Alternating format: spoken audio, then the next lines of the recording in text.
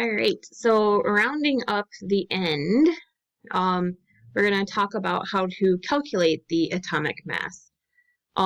So the atomic mass is the weighted average of all the naturally occurring isotopes of an element.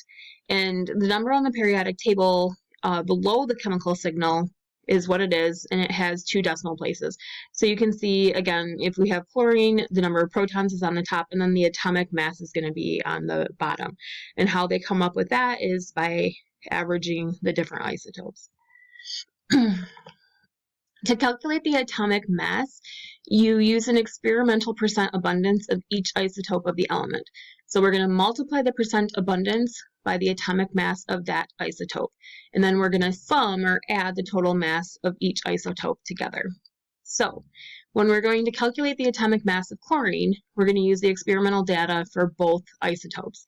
So the atomic mass of chlorine is the mass of the AMU of this one plus the mass of that in the percentage, and so then we end up getting the mass of the AMU is 34.97, where when we have this isotope, it's 36.97, and then we know the abundance is roughly 76% and roughly 24%, and then when you times 34.97 by 75.76, you end up getting 26.49, and then you add that together and we get our average atomic mass of the 35.45. So I know that sounds super complicated right now, or maybe it's only just to me that it sounded complicated, but it actually ends up working out pretty well because they have to tell you or else give you enough information to be able to figure out how to calculate. So here is a fun table of the atomic mass of some of the different elements, and so we have our average weighted average here, and then the most prevalent isotope that we're talking to, but all, or used to talking about, but all the isotopes that do exist. Okay. All right, so here's a study check for you. Lithium contains 2 naturally occurring isotopes, lithium-6 and lithium-7. Using the periodic table to predict which isotope is the more prevalent one. And so remember that periodic table atomic mass of lithium is 6.941 AMUs. So pause and think about that. All right, so let's see if we're right.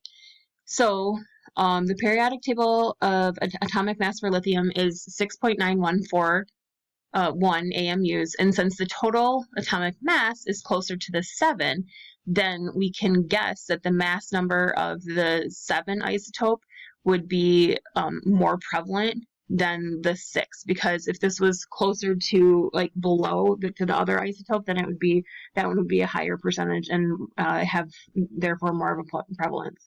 So don't overthink these, because that's where I personally get lost when I'm like, oh my god, what is it? Just don't overthink it and take it for face value. Okay, what about this guy? Gallium is this element found in lasers and used in compact disc players. So in a sample, and it's telling you 60%, 39.9% of gallium, 69 gallium, 71, and it tells you the atomic mass. So what is the atomic mass of gallium? So pause for a second, think about it, and then calculate it out. All right, so what we would do is we would have to take our atomic mass units, okay, and then we'd figure out that we would have 41.42 AMUs from the gallium-69, okay, and then when we have this one, and then we'd end up getting 28.3 AMUs from the gallium-71. And then when you add those 2 together, that's when you end up getting the atomic mass, which would be the 69.72, and that's the number that is on the periodic table. All right, one more video, guys.